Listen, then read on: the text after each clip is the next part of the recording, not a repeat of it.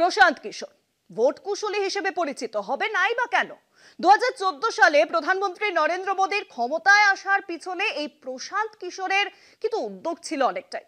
পাশাপাশি বিহারের মুখ্যমন্ত্রী নীতিশ কুমার তার উত্থানের পিছনেও কিন্তু রয়েছেন প্রশান্ত কিশোর। শুধুমাত্র তাই নয়, বাংলার মুখ্যমন্ত্রী মমতা বন্দ্যোপাধ্যায়ের দলের হয়েও কিন্তু ভোট কুশলীর কাজ করেছিলেন প্রশান্ত কিশোর। আর সেই ভোট কুশলী প্রশান্ত কিশোর এবার সরাসরি বিহারের ভোটের ময়দানে। কিন্তু বিহারের আড়ায় এক রাজনৈতিক কর্মসূচির সময় আহত জনসুরাজ পার্টির প্রতিষ্ঠাতা প্রশান্ত কিশোর। রোড শো চলাকালীন এই দুর্ঘটনাটি ঘটে। নির্বাচনী প্রচারে নেতা নেত্রীদের আহত হওয়ার ঘটনা নতুন কিছু নয়। সিম্প্যাথি ভোট পেতে এই ধরনের তৈরি করা দুর্ঘটনা পছন্দ করেন ভোট কুশলীরা। তবে পিকের এই দুর্ঘটনা নিশ্চিতভাবেই কিন্তু ব্যতিক্রম।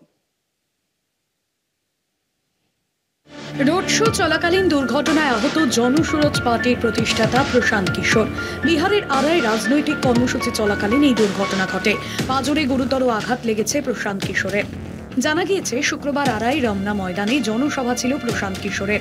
তার আগে একটি রোড শো ছিল জনসুরাজ পার্টির। সেখানে গাড়ির গেট খুলে পাতা নিতে দাঁড়িয়ে জনগণের উদ্দেশ্যে হাত নাড়ছিলেন তিনি।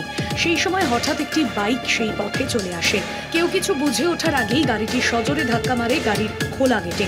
প্রত্যক্ষদর্শীদের দাবি, গেটে ধাক্কার জেরে ব্যাপক আঘাত লাগে প্রশান্ত কিশোরের। এক্স স্যান্ডেল পোস্টে জনসুরাজ পার্টির পক্ষ থেকে বলা হয়, বুকের পাঁজরে আঘাত লেগেছে প্রশান্ত কিশোরের। আপাতত স্থিতিশীল তিনি।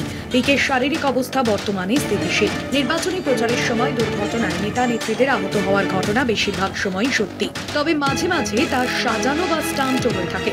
ভোট কুশলীরা বিশ্বাস করেন, প্রচারের সময় প্রার্থী দুর্ঘটনার কবলে পড়লে সিম্প্যাথি ভোট পাওয়া সহজ হয়।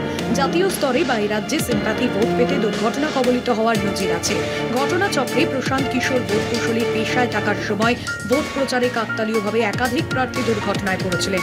অনেক ক্ষেত্রেই তাতে সংশ্লিষ্ট প্রার্থীর কোনো লাভ হয়নি, পরাজিত হয়েছিলেন। এই প্রসঙ্গটির পিছনে কোনোভাবেই প্রশান্ত কিশোরের দুর্ঘটনার বিষয়টি যুক্ত নয়। পিকে সত্যিই আহত হয়েছেন, তার দ্রুত সুস্থতা কামনা করছি। কলকাতা টিভি।